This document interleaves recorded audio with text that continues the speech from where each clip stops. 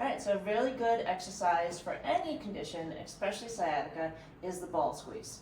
You put the ball between your thighs, not between your knees. You want it halfway to your groin so you get better activation of your inner thigh muscles. Back is relaxed.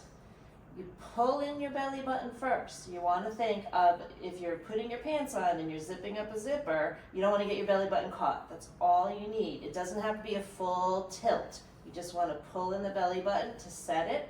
You should still be able to breathe and you shouldn't be puffing up your chest. Hold your belly button in, gently squeeze the ball, count to 10 while you continue to breathe and relax.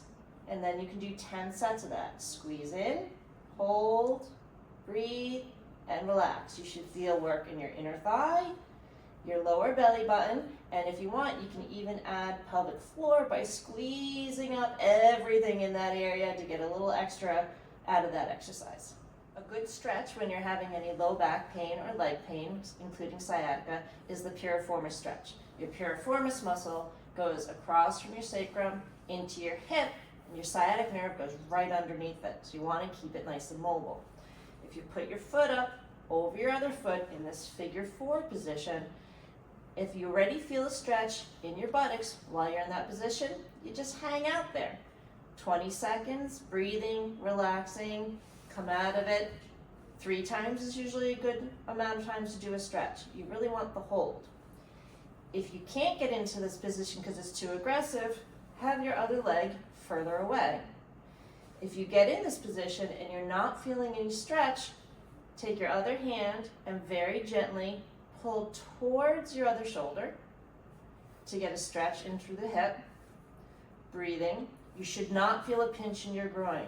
If you do, you need to back off. You can also push away. Both stretches will stretch around your hip and take some pressure off your sciatic nerve.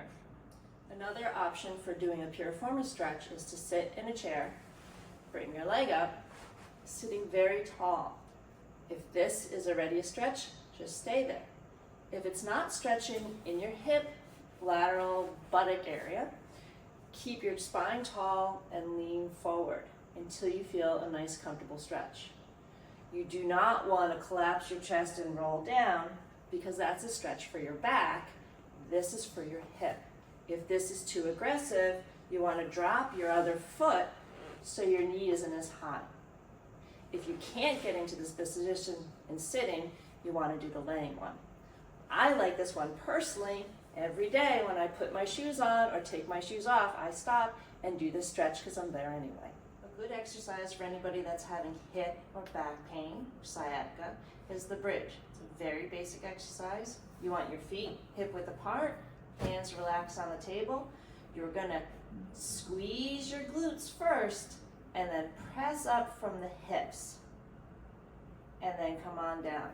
If this is sharp or painful, don't do it. Come see a physical therapist because something's not in right alignment. Again, you want to lift from the hips and only go to the height where the hips are doing the work and you feel it all in your glutes. Hamstrings should be relaxed and your back muscles should be relaxed. Do not go so high that you're bringing your back into it. You can do variations on the bridge by either putting a ball between your legs and squeezing when you lift, or putting a band or a belt on the outside of your legs and pushing out while you lift. And that gives you a little bit more hip work while you're doing your bridge.